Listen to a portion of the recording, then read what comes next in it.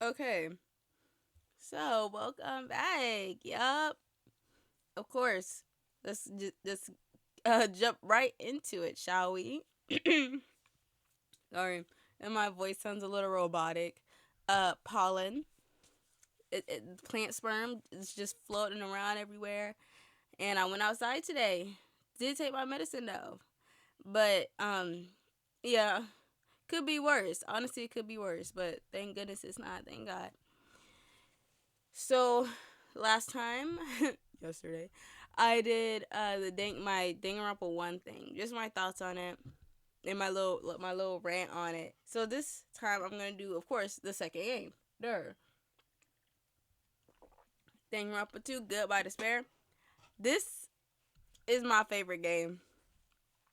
I don't know what about it makes it my favorite. I don't know if it's just the vibe, like they're on a happier like island and it's bright, it's nice. I love the characters. I thought they're like the characters were cool. Um, I don't know, but my top three characters of all time in Danganronpa are also in this game: Hajime, Fuyuhiko, and Kazukini or Kazu Kazuichi, and in that order too.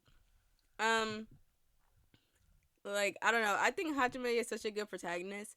Mostly because one, he's not an ultimate like everybody else. Like he's a reserve corps student. He's also like his whole backstory with the anime and everything. Like he kind of cool. And this is before I even watched the anime because I watched the anime after I finished watching all three games.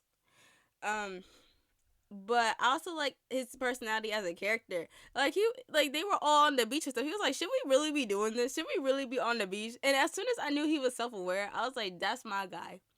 Hajime for president. Fuyuhiko, I love his personality, not his voice actor though. English voice actor for the games, of course. The anime is different. Uh, but I liked him. I liked his voice. I liked his backstory. Like he was just cool. Now Kazuichi, honestly, sometimes I think about it, I'm like, why is he my third favorite? I just like it. Well, he's not being a pervert or nothing. I don't know. He tried his hardest, and notice how all my three favorite characters are all alive too. Period. Period. But I mean, technically, nobody from the first two games. Oh, I forgot. Spoiler alert. Spoiler alert. Oh, ooh. Nobody from the first two games technically die. So, I mean, there's that. So, I'm just gonna go once again, like the order that they were executed. Because I like talking about that. I like the trials of executions. And again, this is from the top of my head. So, if I miss out on some things, I mean, I'm sorry. I'm literally just again looking at my notes, which I typed from the top of my head. So the first one to get executed. And do I have to go over the whole thing of the plot again?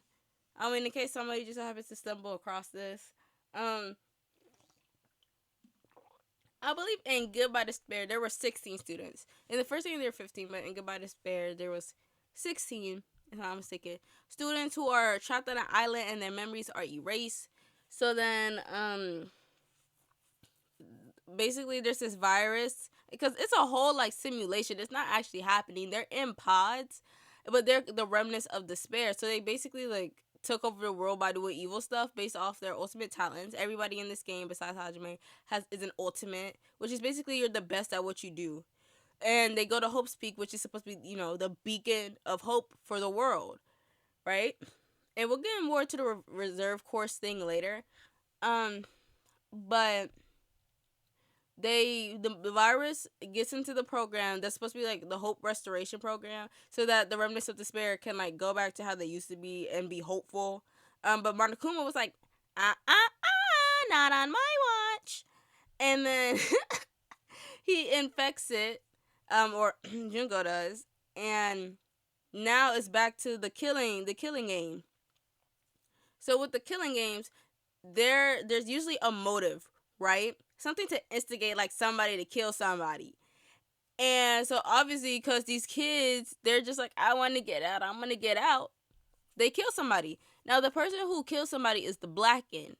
So the whole thing is that okay, after you kill somebody, there's a whole investigation period, and then after you're done with that, then you go to trial.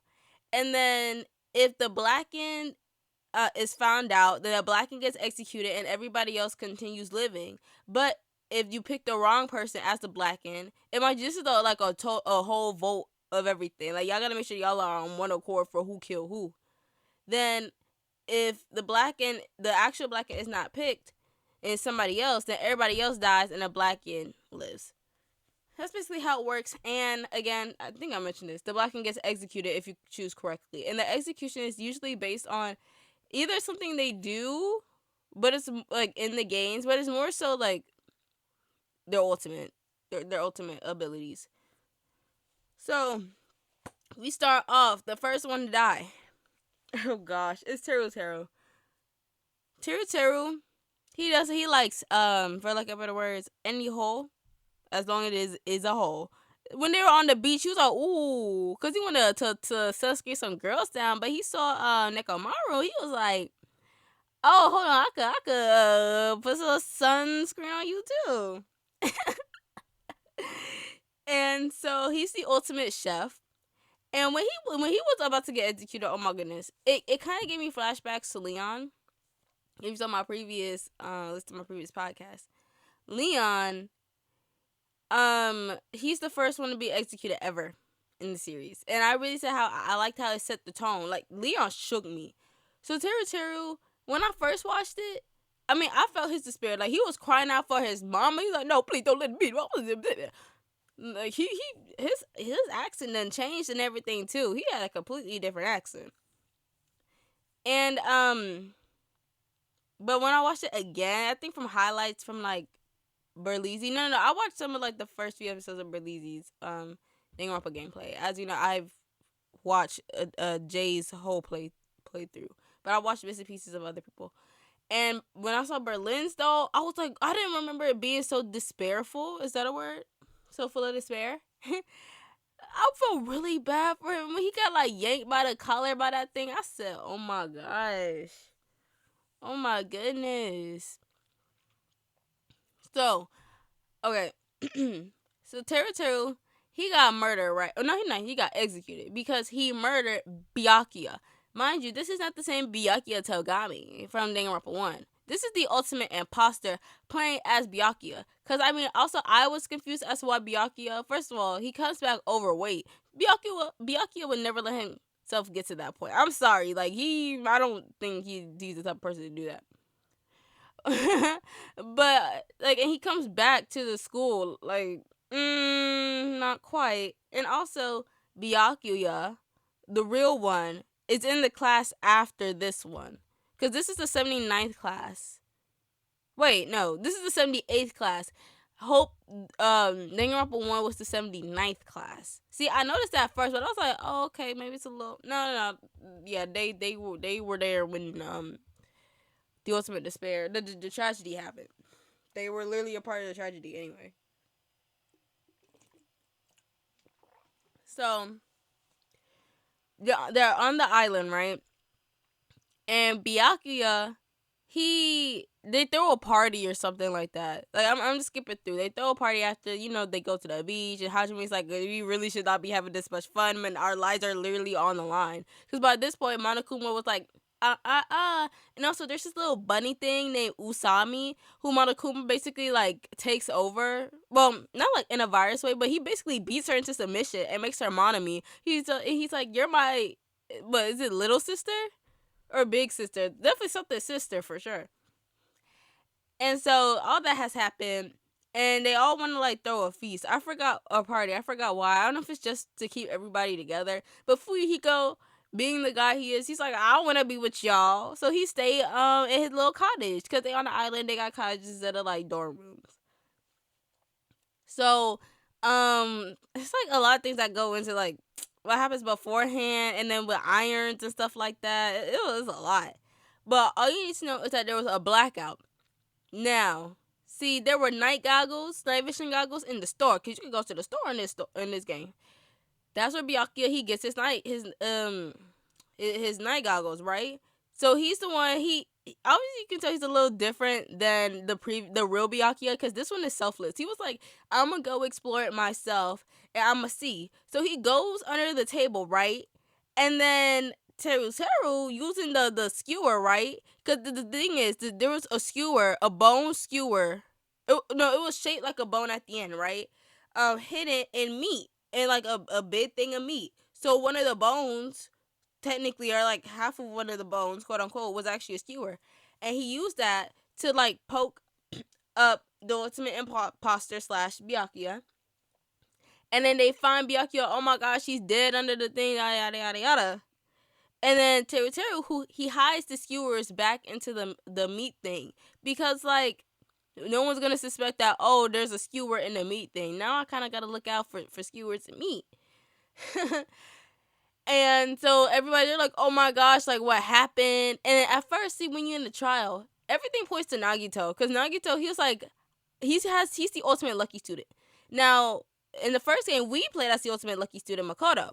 But in this game, we don't, and it's Nagito, who's a little deranged. They're also voiced by the same person. And I remember thinking that because Bryce Papenbrook, I don't know why I want to call him Brian so badly, but because Bryce Papenbrook voiced another character in this game, I thought it was Makoto going back to the school and then doing the killing game again. But no, he just voiced Nagito. And I believe his name is like is it an anagram? Is that the right word? But if you like shift it around, it's basically like I am Makoto Naegi or something like that. Like, it's crazy. So they basically like almost the same person. He's just a little more deranged. Sorry, I don't know why the phone keeps ringing. I decided to do it at like 4:30, and now everybody want to call the phone. Oh my gosh, sorry, but yeah. So, ooh.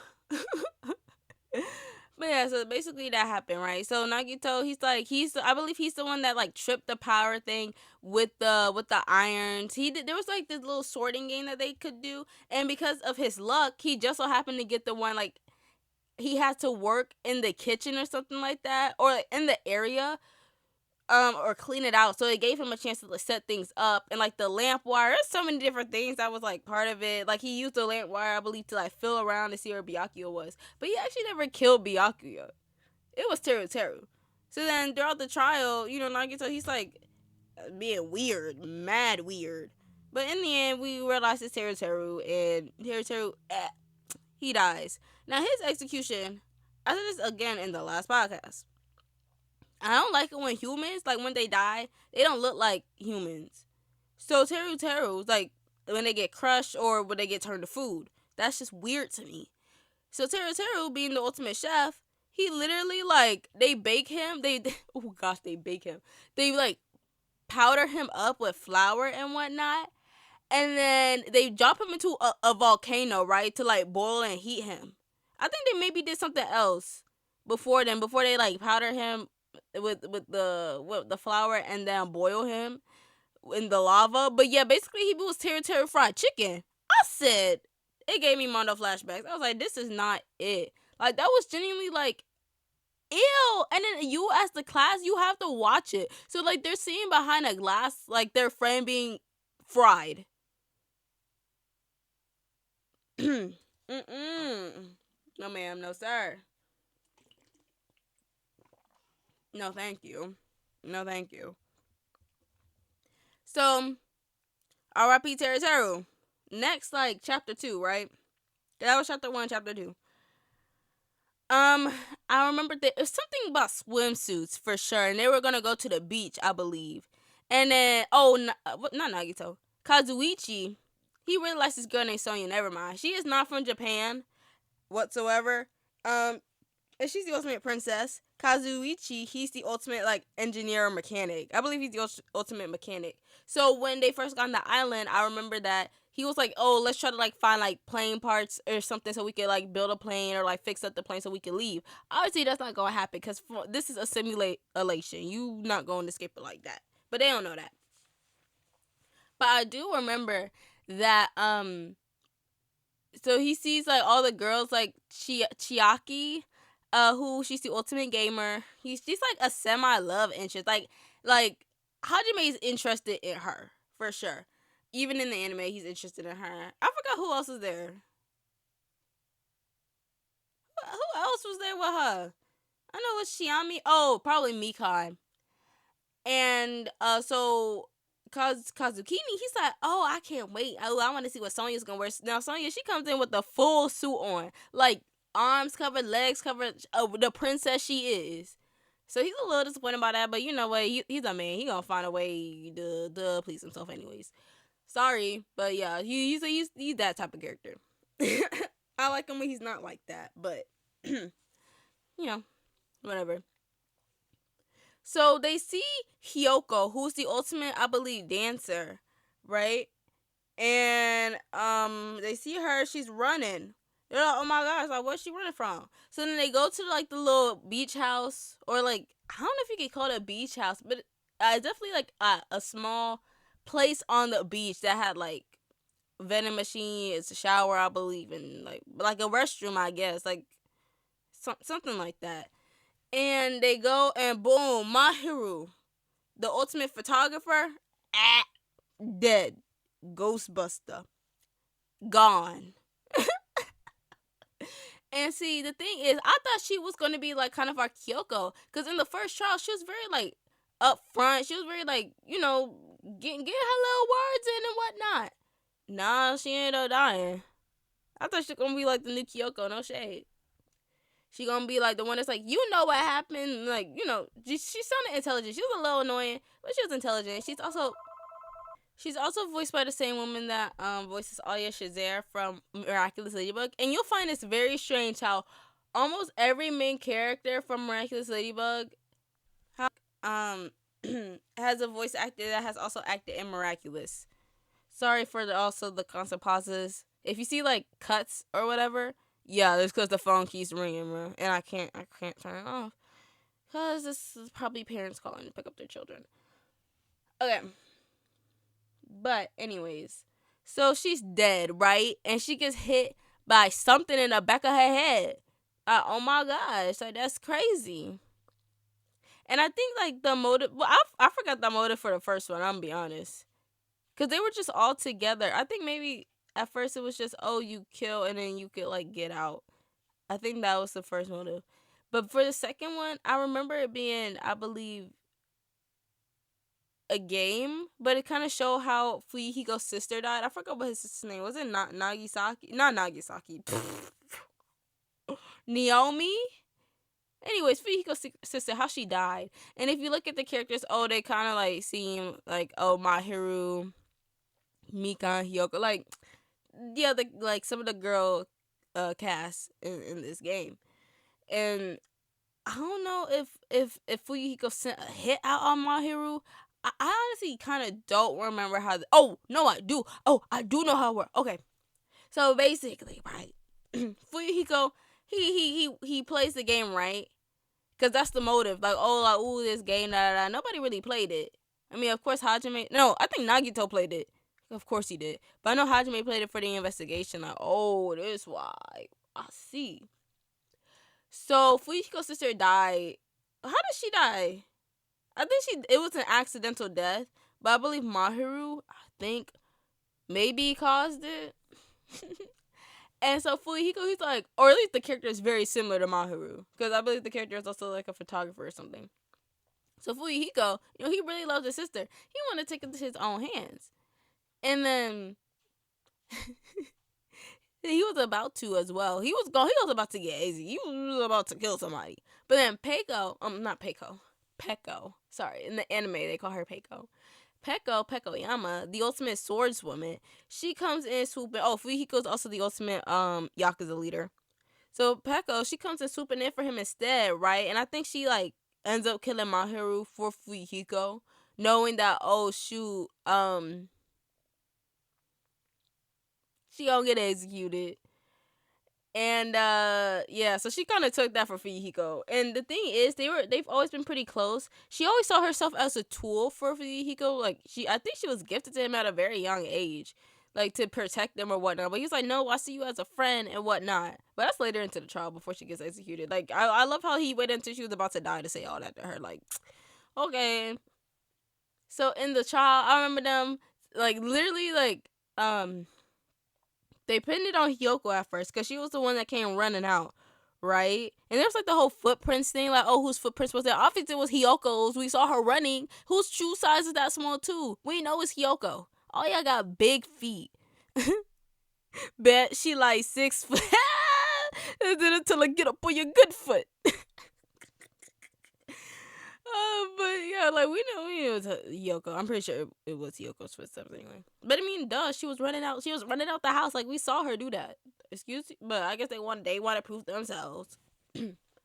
So there was also the thing where Hyoko, I believe she was hiding, and they were like looking at the gummy packets because she liked to eat gummies too, but she didn't eat a certain color. And they basically was like, oh yeah, it couldn't have been her because this, that, and the third or something like that.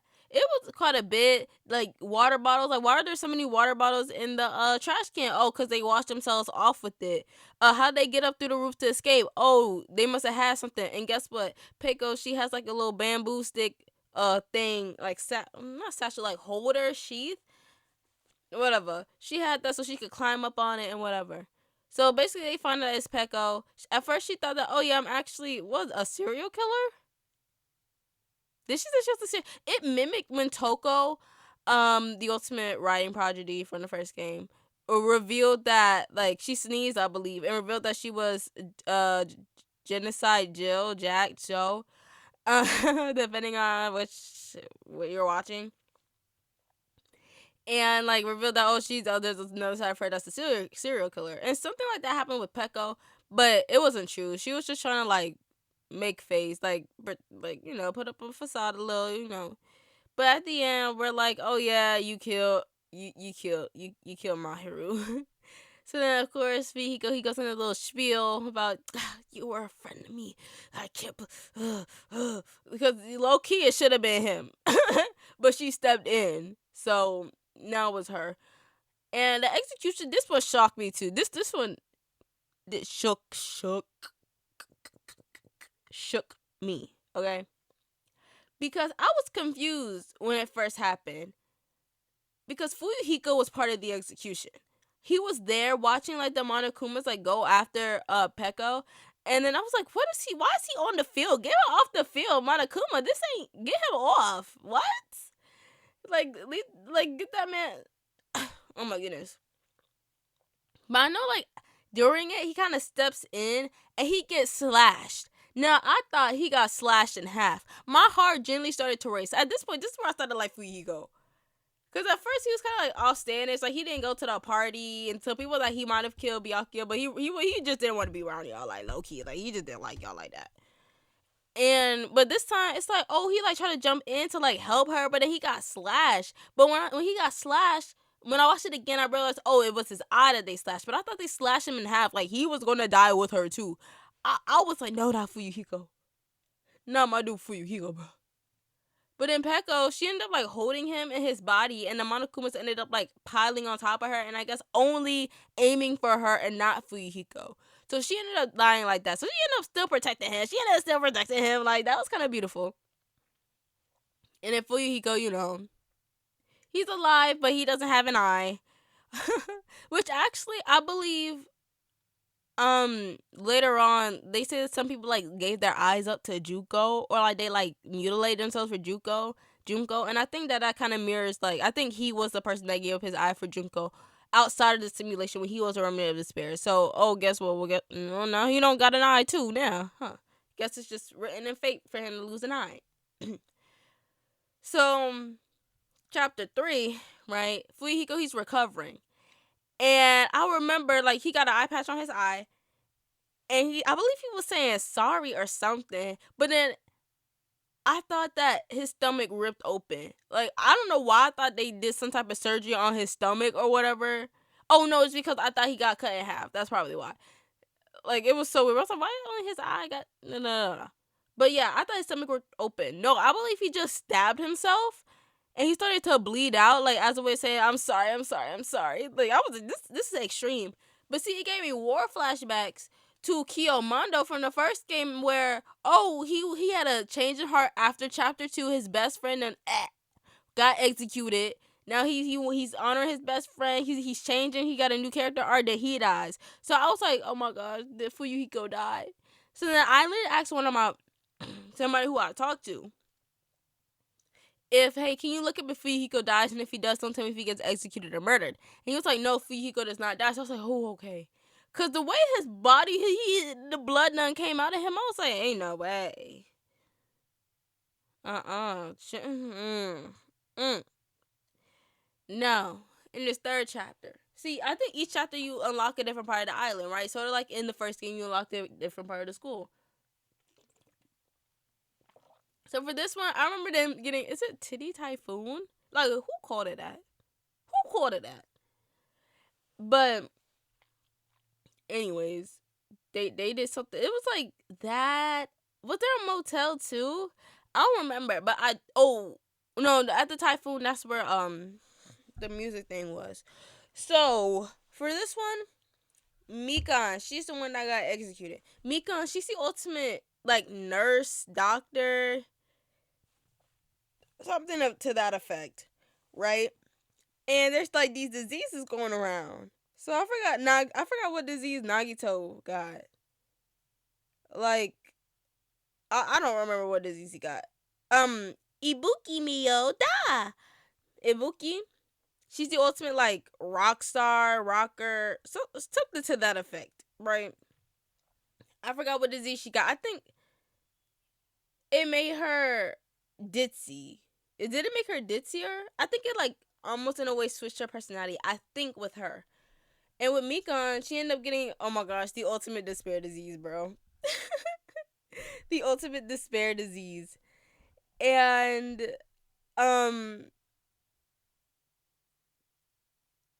okay. Okay.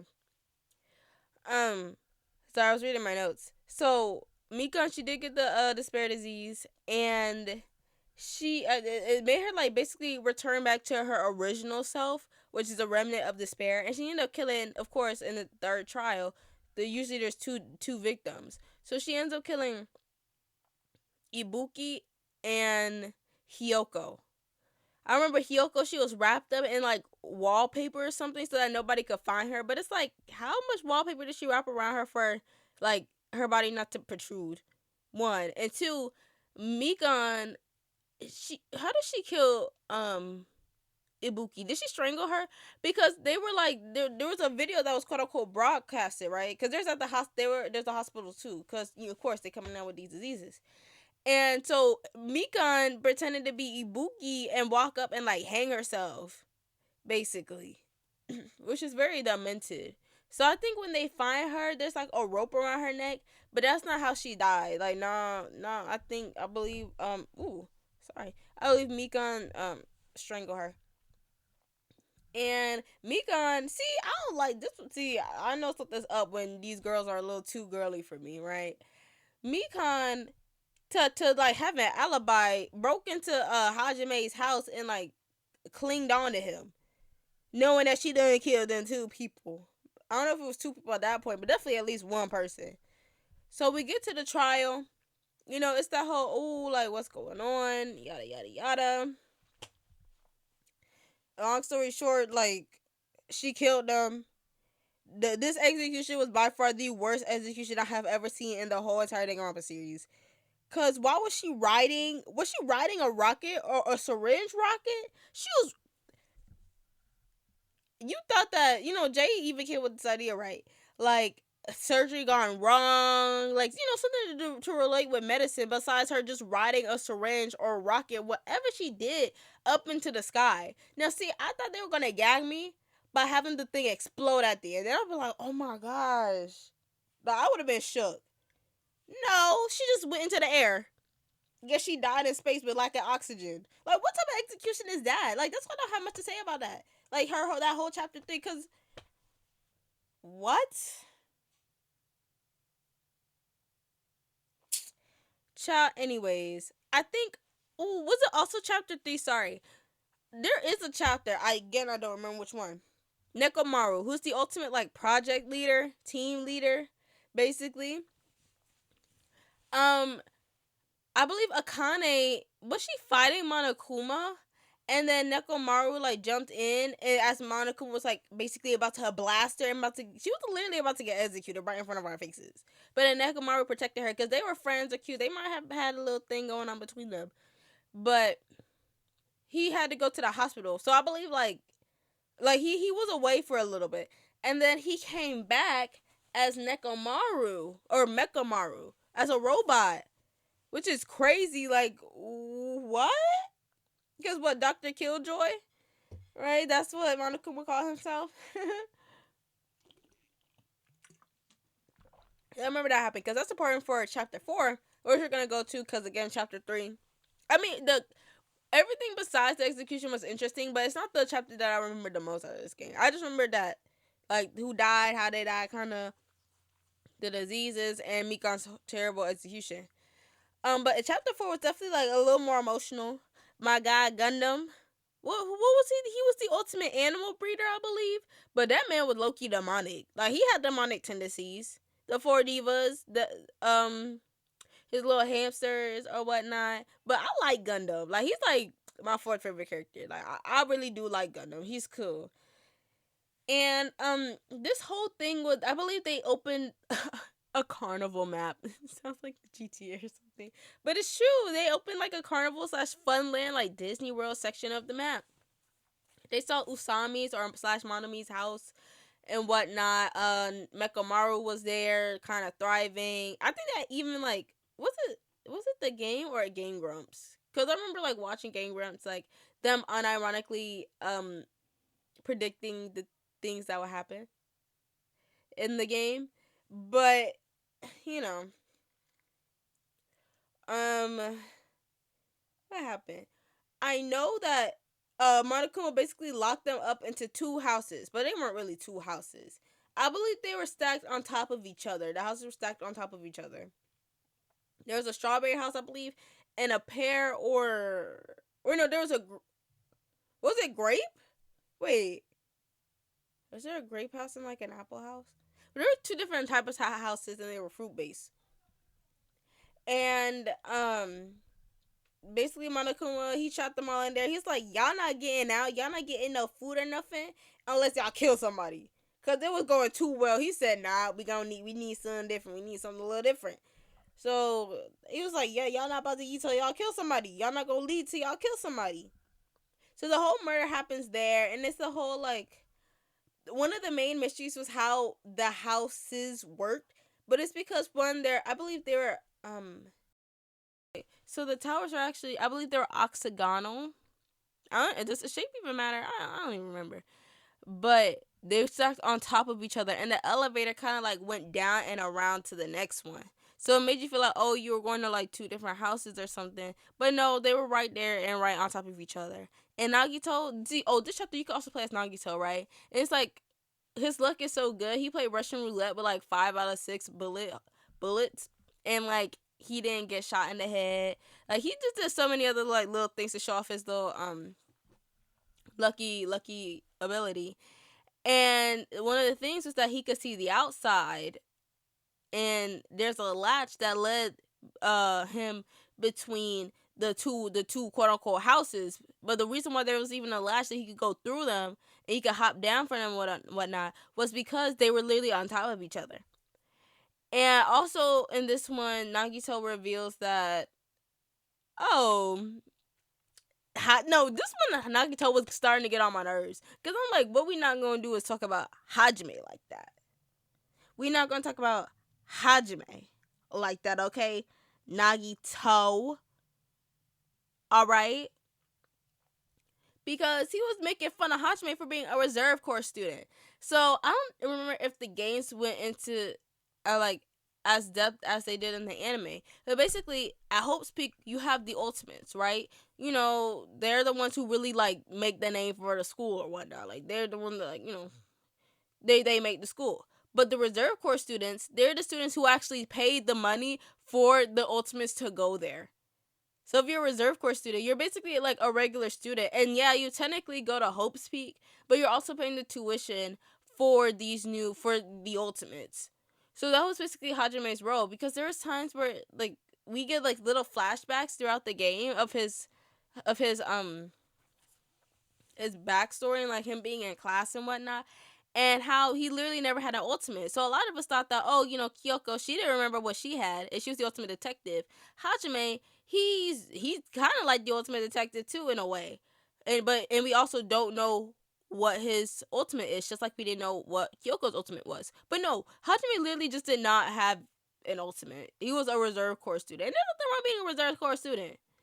But Nagito, he was like, you're just a reserve course dude. Like, don't talk to me. Nagito really looked down at reserve course kids because like they weren't gonna bring hope because he's upset. Like he's drunk in hope. Like he's on that hope. And he doesn't think the reserve course students, provide that hope to the world like the ultimates do. So he thinks he's better than them. So there's that. And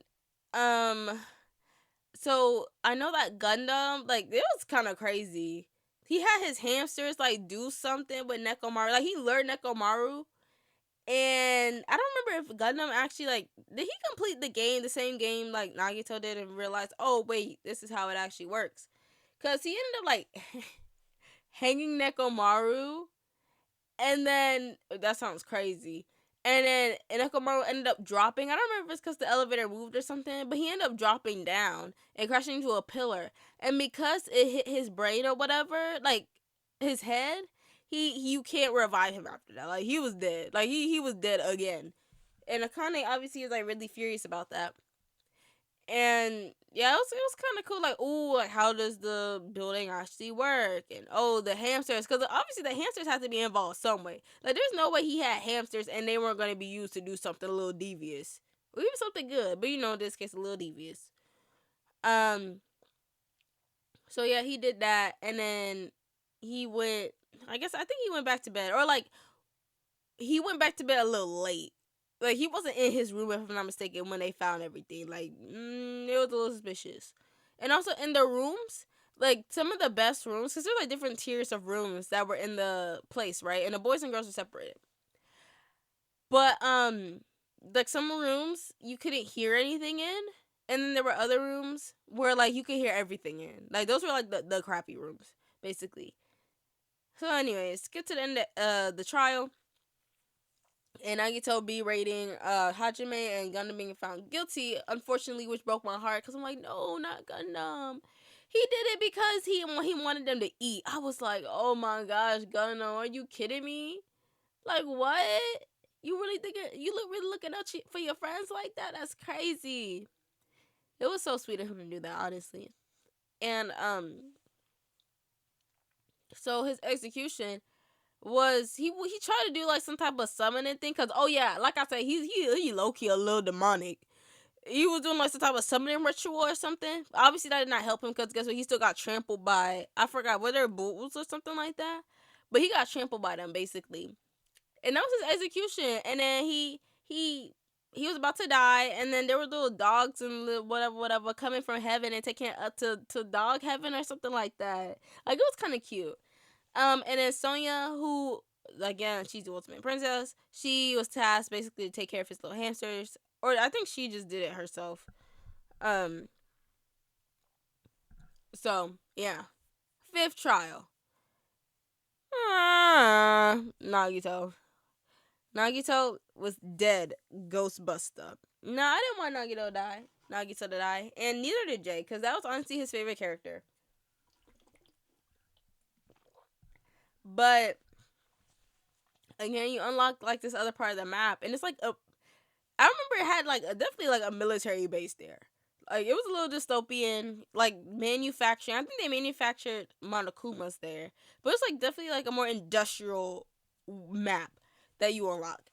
And I remember Nagito, he set up his own death, which is crazy. Like the thing it's so elaborate. And again, running from the top of my head, I remember he like, I don't know how he did this. He tied himself up.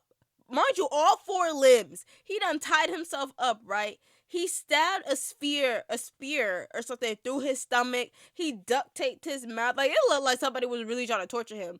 But I'm pretty sure before this, he set up like this domino effect of Monokumas, right?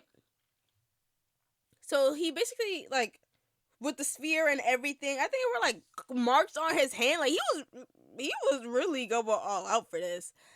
It was basically to look like, oh, somebody like killed him like this, right?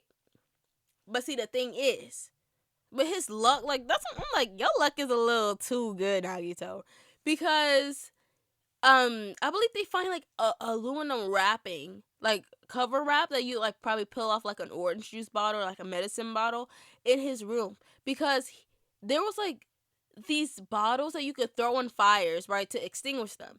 And he opened one of the bottles so that like it had like a poison in it, so that when it threw it in the fire, like it ended up like being a poison. And his whole thing was that if he's correct, like the person who did it would be the traitor, because there's a traitor now, I guess. So he was like, whoever throws this, the one that happens to have the poison in it, that is the traitor, and that's who killed me. But it's like, are you kidding me? He really had that much hope in all of us. Like, if I was Hachime personally, and after the trial and everything, after my little girlfriend and died, I would have been like, this what you wanted, Nagito. This what you wanted. But I mean, honestly, you can't progress unless they die. So, what can I say? So they try to like extinguish the fires, and then I think somebody hits the Monokuma thing when they throw it, and I don't remember if the Monokuma thing was also was the gas triggered by water, the water. I don't remember, but it was triggered by something. And the Monokumas, I believe it, I forgot the domino effect, what exactly it did. I don't remember if it like hit the sprinkler or something, but they like threw the stuff, and then the sprinklers came on, and then they find Nagito, and it looks like, oh my god, somebody really like tortured him, when in reality it's the gas that killed him. So they find out who did it after like, oh shoot, because I think Chiaki had to admit, see Chiaki, or did they say Akane? Oh, sorry, Akane. She's also the ultimate gymnast. Okay, so you have Hajime. So, okay. Yeah.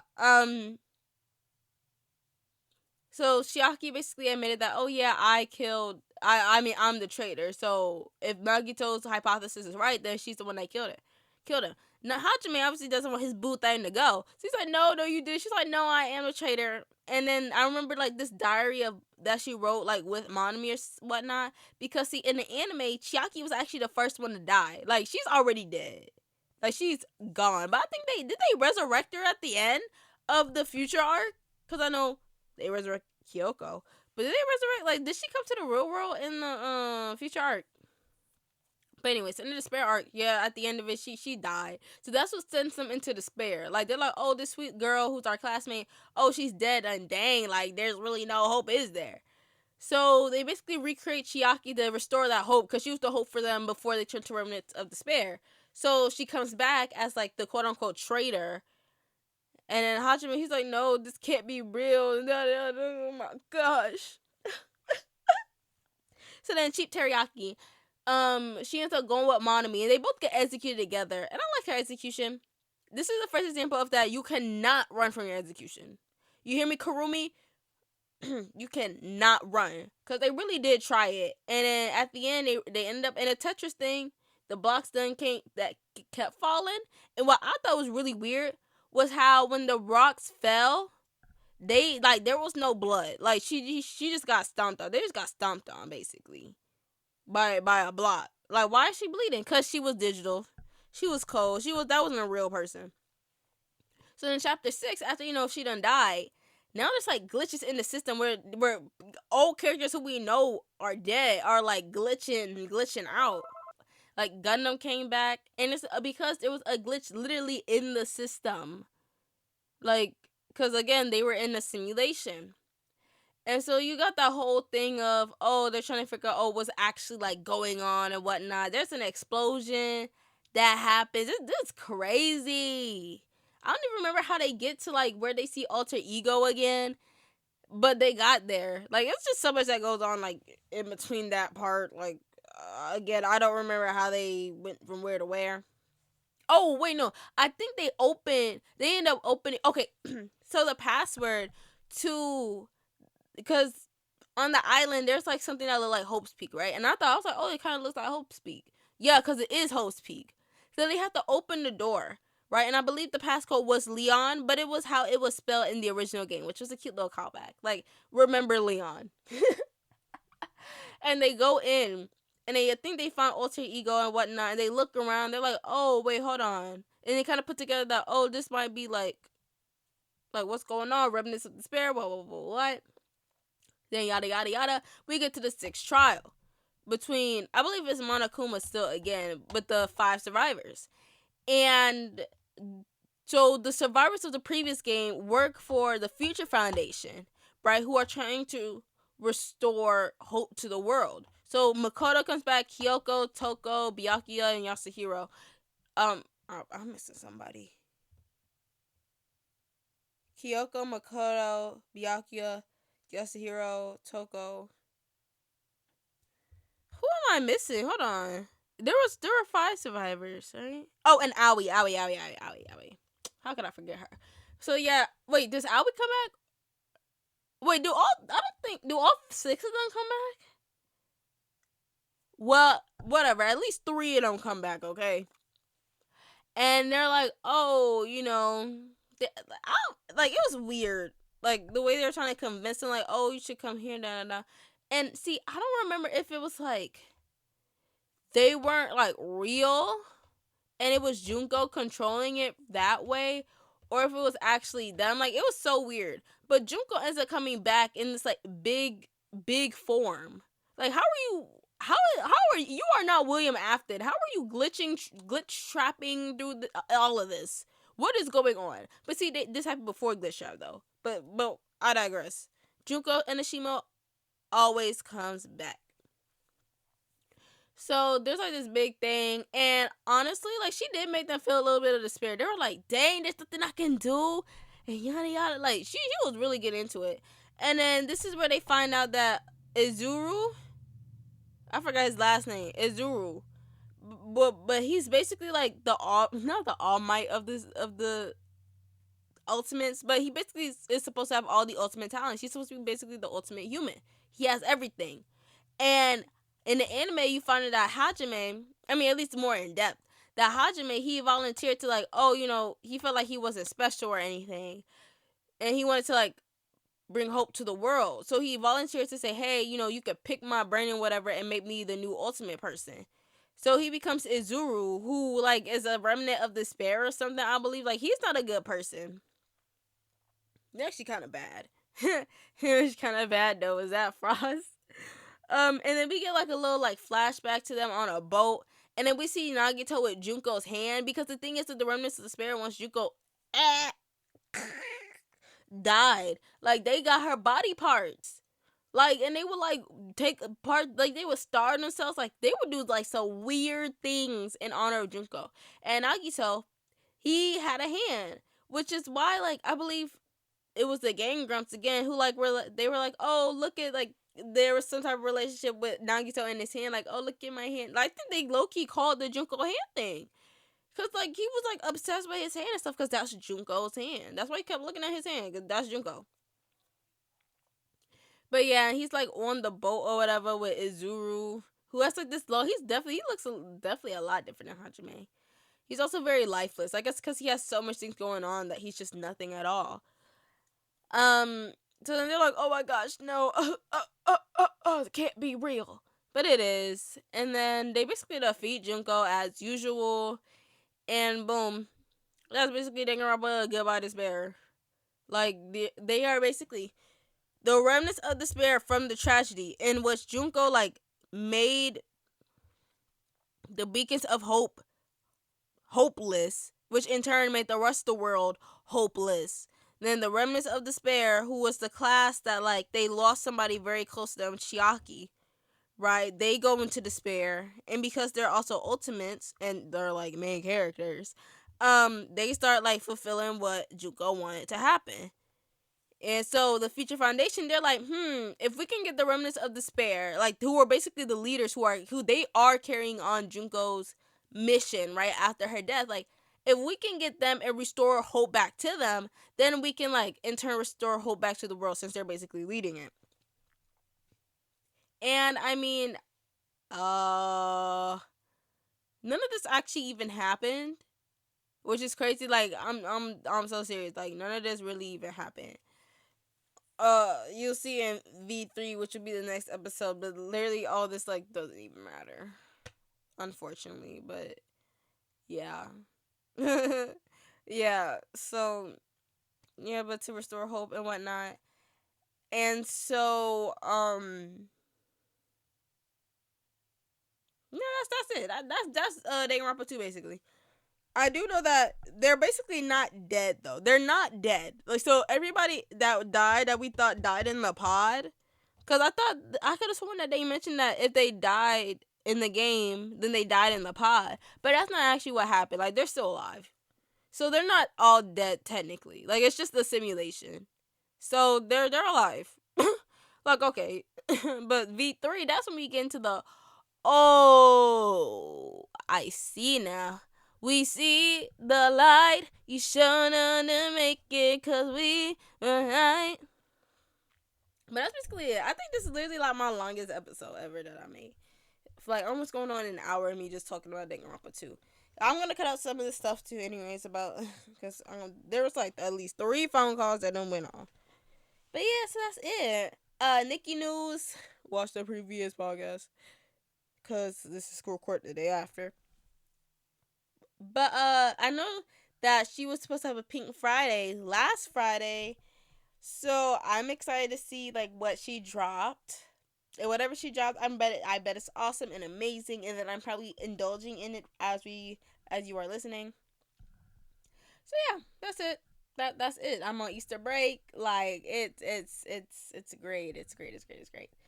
So I hope you all have a wonderful day and stay safe, stay hydrated. That's why you see me always drinking my little water bottle. Well, you don't see me, you hear me for sure though. Sorry if I sound a little congested or stuffy. That's because I am. But I made it through. I made it through this. And, yep. Okay. That's it. That's it. Bye. Mwah.